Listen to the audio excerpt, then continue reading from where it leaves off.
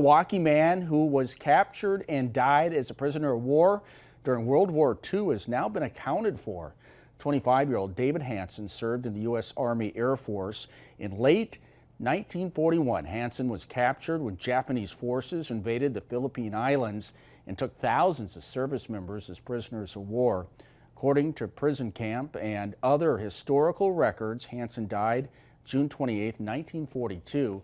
In November 2019, the remains were exhumed and analyzed, leading to a positive identification in August of this year.